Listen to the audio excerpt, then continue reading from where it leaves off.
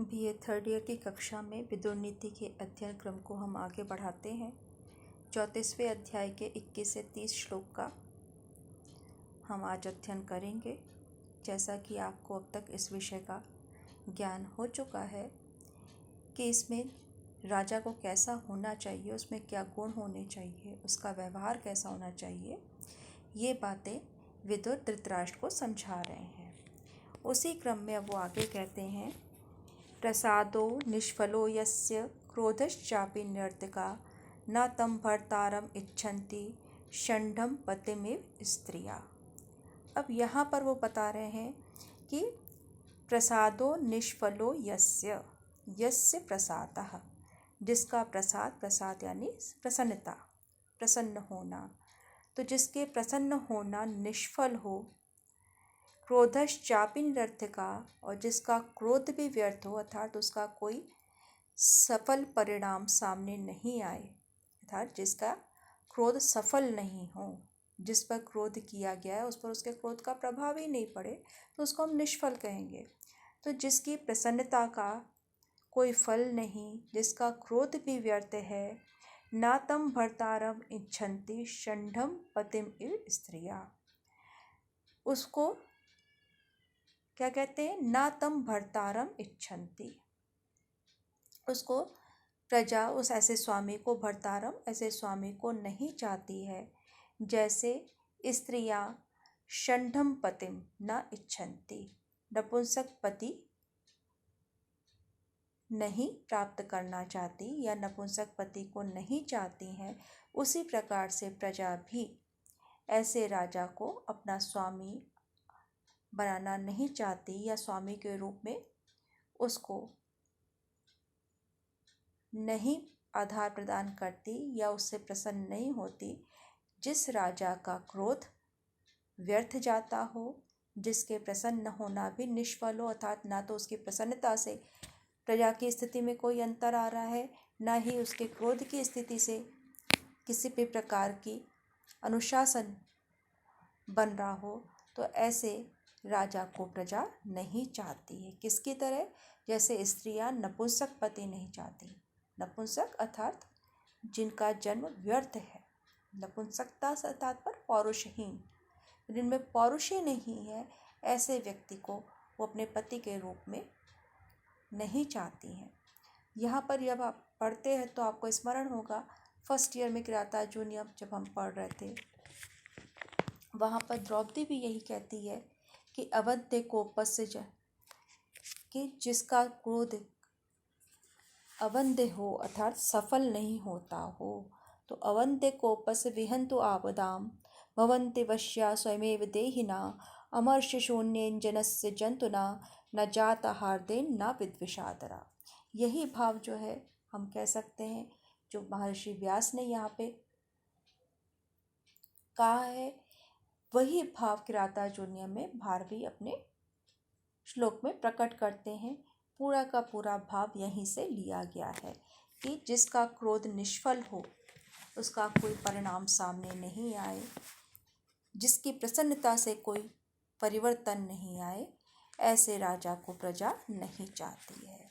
क्यों नहीं चाहती, वहाँ पर उसमें एक बात और कहती, क्यों नहीं चाहती, जात हार्देन ना विद्विषादरा, क्योंकि जो मित्र हैं वो उसका आदर नहीं करते, और जो शत्रु हैं उनके मन में उसके प्रति भय नहीं होता, तो उसका प्रसन्न होना या क्रोधित होना, इसका कोई भी परिणाम सामने नहीं आता है। अब इसके पश्चात आप आगे के श्लोक को देखते हैं, 22वें श्लोक को। काश्चिद अर्थात नरः प्राज्ञो लघुमूलान महाफलान क्षिप्रम आरभते कर्तुम न विघ्नयति तादृशान। अब जैसा कि आपने पढ़ा पिछले श्लोकों में, तो कहते हैं कि कोई भी कार्य करो उसे सोच विचार करके, उसके परिणाम को समझ करके, उसका आकलन करके ही किसी कर्म में प्रवृत्ति होनी चाहिए। यहाँ उससे आगे की बात कहते हैं कि चाहे वो छोटा सा ही हो, लेकिन यदि उससे कोई लाभ हो, उस कार्य को तुरंत प्रारंभ कर देना चाहिए। या ऐसा राजा जो है वो उसको किसी प्रकार की उसमें देरी नहीं करता है। तो क्या कह रहे हैं, कश्चिद अर्थान नरः प्राज्ञो, कांश्चित अर्थात नरः प्राज्ञो लघुमूलान महाफलान, कि जो प्राज्ञ नर है, प्राज्ञ प्रज्ञा से संबंधित अर्थात जो बुद्धिमान है, तो जो बुद्धिमान है, विद्वान है, ऐसा मनुष्य कांश्चित किसी भी लघु मूलान, जिसका मूल से तात्पर्य साधन से है, तो जिसका मूल लघु हो अर्थात छोटा हो, लेकिन वो महाफलान महान फल को देने वाला हो, महाफलान अर्थान कर्तुम क्षिप्रम आरभते, लेकिन उसका फल महान हो या संख्या में अधिक देने वाला हो, जिसे हम कहें कि लागत तो उसकी कम है लेकिन उसका जो लाभ होगा वो बहुत अधिक है। तो ऐसे कार्य को करने में महाफलान अर्थात महान फल वाले कार्य को करने में क्षिप्रम आरभते, शीघ्रता करते हैं, अर्थात वो शीघ्र उस कार्य को प्रारंभ कर देते हैं। तादृशान न विघ्नयति, और उसमें किसी प्रकार के अर्थात ऐसे कार्यों में जिनको शीघ्र प्रारंभ किया जा सकता है या जो महान फल को देने वाले हैं, ऐसे कार्यों के मध्य में वो किसी प्रकार का विघ्न भी उपस्थित नहीं होने देते, अर्थात उनका प्रयास होता है कि वो जो छोटे से साधन वाला कार्य है, यदि उससे हमें अधिक लाभ मिल रहा है तो हम उसको तुरंत करें और उसमें किसी प्रकार की अड़चन ना आने दें, किसी प्रकार की बाधा उपस्थित ना होने दें। एक तो कार्य को प्रारंभ करना, दूसरा उसमें किसी प्रकार की विघ्न की उपस्थिति को ना आने देना। तो ये एक अच्छे राजा के लक्षण है कि वो किस प्रकार से थोड़े ही प्रयासों में अधिक प्राप्त करना चाहता है। और केवल इतना ही नहीं है कि वो केवल इस प्रकार के कार्य, उसका प्रजा के साथ किस प्रकार का संबंध होता है, इसको भी यहाँ बता रहे हैं। ऋजु पश्यति या सर्वम चक्षुषा अनुपिबन एव आसीनम अपि तूष्णीकम अनुरंजयति तम प्रजा। अब वो कह रहे हैं ऋजु पश्यति या सर्वम चक्षुषा अनुपिबन एव, कि वो राजा कैसा होता है जो सबको सरलतापूर्वक सरल दृष्टि से देखता है। चक्षुषा अनुपिबन एव, मानो वो नेत्रों से ही पी रहा हो, तो नेत्रों से पीते हुए के समान जो सरल दृष्टि से सबको देखता है, ऐसा राजा आसीनम अपि तूष्णीकम, तूष्णीकम आसीनम अपि, चुपचाप बैठा हुआ भी प्रजा का रंजन करता है, अर्थात प्रजा उससे प्रेम करती, प्रजा तम अनुरंजयति, कि प्रजा ऐसे राजा का अनुरंजन करती है अर्थात उससे प्रेम करती है। यहाँ पर जो राजा की दृष्टि है वो कैसी होनी चाहिए? प्रजा के प्रति उसमें वात्सल्य का भाव होना चाहिए, प्रेम होना चाहिए। यदि उसकी दृष्टि में अनुराग है तो प्रजा उससे प्रेम करती है, क्योंकि दृष्टि से ही हम किसी के मन की स्थिति को जान सकते हैं। यदि उसके नेत्रों में घृणा का भाव है, उपेक्षा का भाव है, तिरस्कार का भाव है, या वो दूसरे को हे दृष्टि से देखता है, तो निश्चय ही प्रजा ऐसे राजा को पसंद नहीं करती है, उससे प्रेम नहीं करती। इसलिए यहाँ पे जो दूसरा शब्द काम में लिया है, चक्षुषा अनुपिबन, नेत्रों से मानो पीते हुए के समान, पीते हुए के समान अर्थात वो उसके पीना क्या हुआ, किसी भी पात्र से हम उसका जो भाव है उसको हम आत्मसात कर रहे हैं। तो नेत्रों से ही जहाँ पर वो अपने मन की बात स्पष्ट कर देता है और दूसरे के मन की था को पा लेता है, ऐसा राजा जो सब में सरलता, ऋजु यानी सरल, तो सरलतापूर्वक देखता है, दृष्टिपात करता है, उसमें कुटिलता नहीं है, उसमें अहंकार नहीं है, अभिमान नहीं है, दूसरे के प्रति हीनता का भाव नहीं है। तो ऐसे राजा का प्रजा अगर वो वाणी से उनको कुछ नहीं कह रहा है, तब भी उसके नेत्र, उसकी दृष्टि, उसके मन के भाव को प्रकट करने में समर्थ होते हैं, और वो भले ही चुपचाप बैठा रहे लेकिन प्रजा उससे प्रेम करती है। तो यहाँ प्रजा के प्रेम का कारण क्या है? राजा का जो भाव है, जो उसके नेत्रों से प्रकट हो जाते हैं। तो यदि उसके नेत्रों में घृणा का भाव है, तिरस्कार का भाव है, तो प्रजा भी उससे प्रेम नहीं करती है। और उसकी दृष्टि कैसी है? सरल होती है। सरलता जिसमें होगी उस व्यक्ति के सभी अपने हो जाते हैं, आत्मीयता का भाव आता है। और ऐसा राजा जो भले ही देने में उतना सामर्थ्य नहीं हो, लेकिन उसका जो प्रदर्शन है कि वो स्वयं को संपन्न प्रदर्शित कर रहा है, वास्तव में प्रजा उससे प्रेम करती है या वो राजा होने का अधिकारी होता है। क्या कह रहे हैं? सुपुष्पिता स्याद अफला फलिता स्याद दुरारूहा अपक्वा पक्व संकाशो नातो शीर्येत करहिचित। सुपुष्पिता सन अफला स्याद, कि वो राजा जैसे वृक्ष होते हैं ना, कि उस पर बहुत सारे फूल लग गए लेकिन फल नहीं लगते, लेकिन फिर भी वो फूलों से लदा हुआ वृक्ष भी सुशोभित होता है, उसमें आकर्षण होता है। तो राजा भले ही जैसे सुपुष्पित यानी कि भली प्रकार से फूला हुआ वृक्ष के समान होने पर भले ही वो अफला स्यात् फल रहित रहे, देखने में तो उसकी शोभा अत्यधिक आकर्षित करने वाली हो, भले ही वो देने में उसकी उतनी सामर्थ्य नहीं हो। फलिता च स्यात् दुरारूहा, और यदि फल लगे भी हों, वो देने में सामर्थ्य हो, लेकिन दुरारूहा उस पर चढ़ना सहज नहीं हो, कठिन हो। तो जैसे वृक्ष ऊंचाई पे फल लगते हैं तो उस फल सबको प्राप्त नहीं होते, वही भाव यहाँ पर उसके लिए जो प्रयास करता है, जो उस पर चढ़ता है, उसी को वो फल प्राप्त होता है। तो यहाँ पे वो कह रहे हैं फलिता स्यात् दुरारूहा, फलित होने पर भी, फल से लदा होने पर भी जो चढ़ने में दुरूह हो, अर्थात उसको प्राप्त करना सहज नहीं हो, अर्थात राजा तक आपकी पहुँच बहुत सहज नहीं होनी चाहिए। अपक्वा पक्व संकाशो, कच्चा होने पर भी, अपरिपक्व होने पर भी पके हुए के समान जो प्रतीत होता हो, दिखाई पड़ता हो, ऐसे राजा ना तो शीर्यत करहिचित, वो कभी नष्ट नहीं होता। अर्थात भले ही उसमें वो सामर्थ्य नहीं हो, लेकिन उसका प्रदर्शन ऐसा ही होता है कि वो बहुत शक्तिशाली है, तो ऐसा राजा कभी नष्ट नहीं होता। यानी उसमें आकर्षण हो, लोग उसकी शोभा से आकर्षित हो, उसके व्यक्तित्व से आकर्षित हो, भले ही उस पर देने की सामर्थ्य नहीं है, किंतु फिर भी वो उसके निकट बने रहे या उसके प्रभाव में रहे।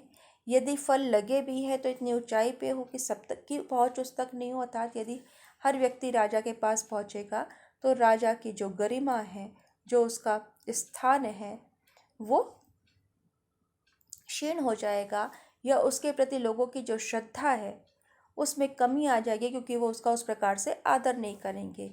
तो राजा की दृष्टि जो है उसमें अनुग्रह होना चाहिए, अनुराग होना चाहिए, किंतु हर व्यक्ति उस तक पहुंच जाए ये भी उचित नहीं है।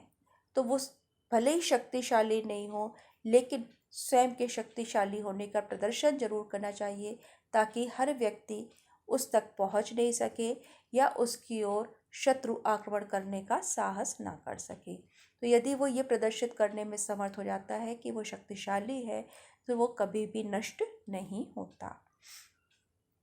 तो यहाँ पर एक प्रकार से हम देख सकते हैं कि जो राजा का जो व्यवहार है, वो उसका जो आचरण है वो इस प्रकार का होना चाहिए कि व्यक्ति उससे प्रेम तो करे, लेकिन उस प्रेम का अनुचित लाभ उठाने का प्रयास ना करे। यहाँ कहने का तात्पर्य यही है कि उसके ऊपर अनुराग दृष्टि तो उसकी हो, किंतु हर व्यक्ति उस तक पहुँच जाए ये भी नहीं होना चाहिए।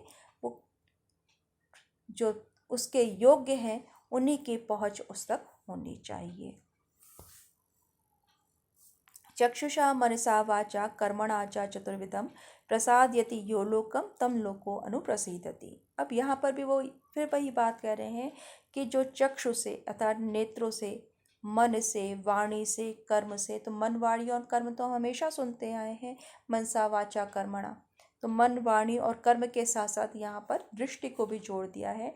नेत्रों से, इस प्रकार से 4 प्रकार से यो लोकम प्रसादयति, जो लोक का प्रसादन करता है, प्रसन्न करता है, लोकोत्तम अनुप्रसीदति, लोक भी, प्रजा भी उसको प्रसन्न करती है। अर्थात जिसकी मन, वाणी, कर्म और दृष्टि से जो प्रजा का को प्रसन्न रखता है, अर्थात जिसका मन अच्छा हो, प्रजा के हित का कार्य करे, जिसकी वाणी अच्छी हो, अर्थात जिसके बोलने का प्रभाव प्रजा पर पड़े, जिसके कर्म अच्छे हों कि उसके कर्मों के द्वारा प्रजा की सद्गति हो, वो उन्नति करे, जिसकी दृष्टि में अनुराग हो, जिसकी दृष्टि में अनुग्रह हो, या जिसकी दृष्टि में दूसरे को विश्वस्त करने की सामर्थ्य हो, ऐसे राजा अपनी प्रजा को संतुष्ट करता है और प्रजा भी उससे संतुष्ट रहती है।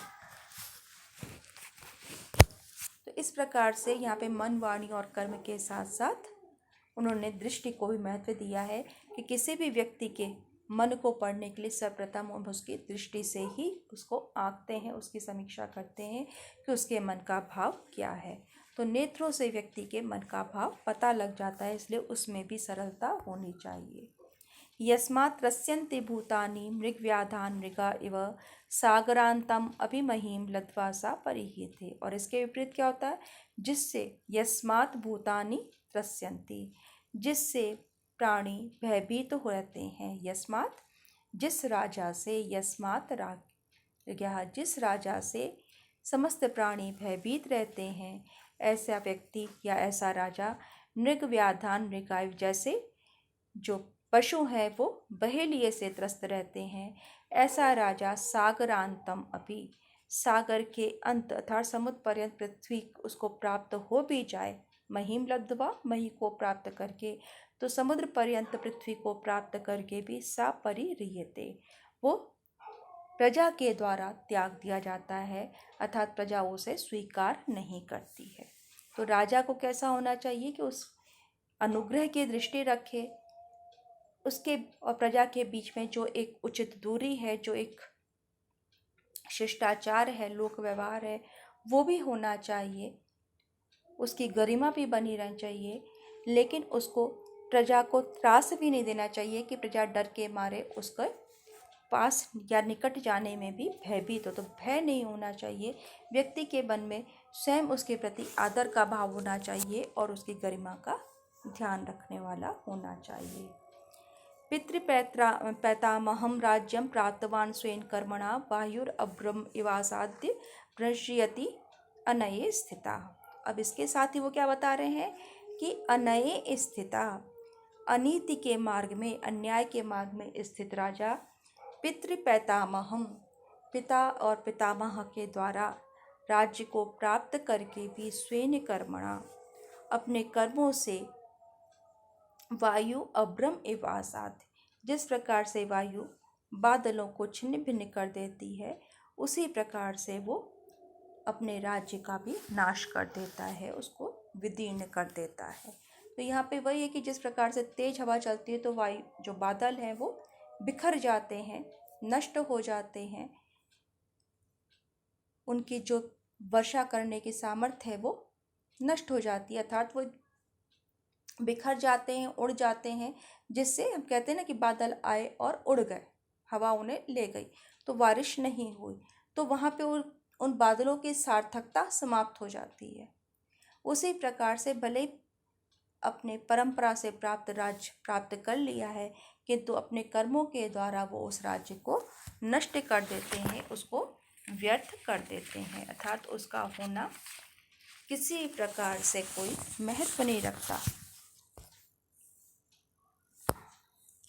धर्मम आचरतो राज्ञा सद्भिश्चरितम आदितः वसुधा वसु संपूर्णा वर्धते भूति वर्धिनी। और इसके साथ ही वो कहते हैं धर्मम आचरतो राज्ञा सद्भिश्चरितम आदितः, आदितः अर्थात परंपरा से, प्रारंभ से, जिसे कुल परंपरा से राज्य प्राप्त हो रहा है, तो परंपरा से सद्भिचरितम, सज्जन पुरुषों के द्वारा, सद्भि जो सज्जन है, तो सज्जन पुरुषों के द्वारा आचरित धर्म का, धर्मम आचरता, उनके आचरण का, धर्मपूर्वक आचरण करने वाले राजा का जो पृथ्वी है, राज्ञः वसुधा, राजा की पृथ्वी, वसु संपूर्णा, धन धान्य से पूर्ण होकर, भूतिवर्धिनी वर्धते, अर्थात कल्याण को बढ़ाने वाली या उसके ऐश्वर्य को बढ़ाने वाली होती है, उसकी उन्नति करने वाली होती है।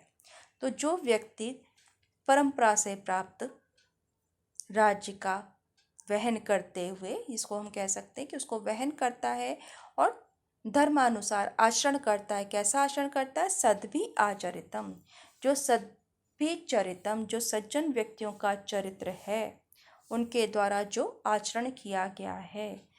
चरित्र चर से ही बनता है, आचरण से ही चरित्र बनता है। तो उनके द्वारा जैसा आचरण किया जाता है उसी प्रकार से वो प्रारंभ से धर्म का आचरण करते हुए वाले जो राजा हैं उनकी पृथ्वी वसु संपूर्णा, धन धान्य से, वसु कहते हैं संपत्ति को, धन को, तो वसु जिसको, और वसु को धारण करने के कारण ही पृथ्वी का एक नाम वसुधा है और देने के कारण वसुधा है। तो वसु से संपूर्ण होकर के, अर्थात उन धन धान्य से परिपूर्ण होकर, भूतिम वर्धिनी, भूतिम जो उन्नति है, कल्याण है, कल्याण को प्राप्त होती है और उसके ऐश्वर्य को बढ़ाती है। तो वो सब प्रकार से उसके ऐश्वर्य की वृद्धि होती है। किसकी? जो धर्म का आचरण करता है। अथ संत्यज्यतो धर्मम अधर्मम च अनुतिष्ठितः प्रतिसंवेष्टते भूमिर अग्नौ चर्मा हितम यथा। अथ संत्यजतो धर्मम अधर्मम च अनुतिष्ठितः, तो जो धर्म का, धर्मम संत्यजतो, धर्म का त्याग करके, अधर्मम च अनुतिष्ठिता, और अधर्म का आचरण करता है, वो अग्नौ आहितम चर्मम, अग्नि पे रखे हुए चर्म के समान, यथा अग्नौ आहितम चर्म, तो जिस प्रकार से अग्नि पर रखा हुआ चर्म प्रतिसंवेष्टते, सिकुड़ जाता है, उसी प्रकार से तस्य भूमि, उसकी भूमि, उसका राज्य भी संकुचित हो जाता है, सिकुड़ जाता है, अर्थात उसका जो दायरा है वो सिमट जाता है, वो क्षीण हो जाता है। तो जो धर्म का त्याग करके अधर्म का आचरण करने वाले राजा की भूमि अग्नि पर रखे हुए चर्म की भांति सिकुड़ जाती है, संकीर्ण हो जाती है, संकुचित हो जाती है। संकुचित होना अर्थात उसका राज्य जो है वो सिमटने लगता है। या एव यत्नः क्रियते पर राष्ट्र विमर्दने सा एव यत्नः कर्तव्या स्वराष्ट्र परिपालने। अब यहाँ भी वो एक नीति की बहुत बड़ी बात कर रहे हैं। जैसे पीछे कहा तो वहाँ पे हम दोनों चीज़ें देख सकते हैं कि यहाँ पे वो धृतराष्ट्र के लिए भी कह रहे हैं और युधिष्ठिर के लिए भी कह रहे हैं कि जिसकी धर्म का त्याग करके जो अधर्म का मार्ग अपना लेता है उसकी भूमि सिकुड़ जाती है। जैसे अग्नि में जो है मांस जो है, चर्म जो है वो नष्ट हो जाता है, सिकुड़ जाता है, उसी प्रकार से उसकी भूमि भी सिकुड़ जाती है। तो जब धर्म का आचरण कोई भी व्यक्ति यदि वो नहीं करता तो उसका राज्य सिमट जाता है। और दूसरी बात ये कि हमें राज्य विस्तार यानी कि हमें अपनी शक्ति का प्रदर्शन होना चाहिए, पराक्रम का प्रदर्शन करना चाहिए, लेकिन दूसरे व्यक्ति के सीमा के अंदर ज़्यादा प्रवेश नहीं करना चाहिए। तो कह रहे हैं या एव यत्नः क्रियते पर राष्ट्र विमर्दने, पर राष्ट्र पर शत्रु, तो शत्रु के राज्य में के विमर्दन में जिस प्रकार का यत्न किया जाता है, जिस प्रकार का प्रयास किया जाता है, सा एव यत्ना कर्तव्या स्वराष्ट्र परिपालने, तो अपने राज्य के रक्षण में, परिपालन में, उसकी सुरक्षा में भी उसी प्रकार का यत्न होना चाहिए, उसी प्रकार का प्रयास होना चाहिए। केवल दूसरे की सीमा का अतिक्रमण करना उचित नहीं है, अपने राज्य की रक्षा करने में भी उसी पराक्रम का प्रदर्शन करना चाहिए। तो शक्ति का प्रदर्शन आवश्यक है, लेकिन विवेकपूर्वक, अर्थात दूसरे के राज्य में प्रवेश मत करो, लेकिन अपने राज्य की रक्षा का भार राजा पे ही होता है और उसे उसके अनुकूल आचरण करना चाहिए। तो एक प्रकार से यहाँ पे युधिष्ठिर के ऊपर भी आक्षेप है, जिससे हम किरातार्जुनीय में हम पढ़ चुके हैं कि किस प्रकार से द्रौपदी युधिष्ठिर को के ऊपर आक्षेप करती है, उसको ये कहने का प्रयास करती है कि समस्त परिस्थितियों का कारण युधिष्ठिर ही है, अर्थात यदि उन्होंने नीति का आचरण किया होता तो इस प्रकार की विपरीत परिस्थिति में या विपन्नावस्था को वो प्राप्त नहीं हुए होते। यहाँ पर भी एक जो सामान्य रूप से जो बातें कही जा रही हैं वो सामान्य रूप से राजा का क्या कर्तव्य होता है, और यदि वो उस कर्तव्य पालन में सफल नहीं होता तो उसका क्या परिणाम होता है, यहाँ पर विदुर के द्वारा संकेत किया जा रहा है।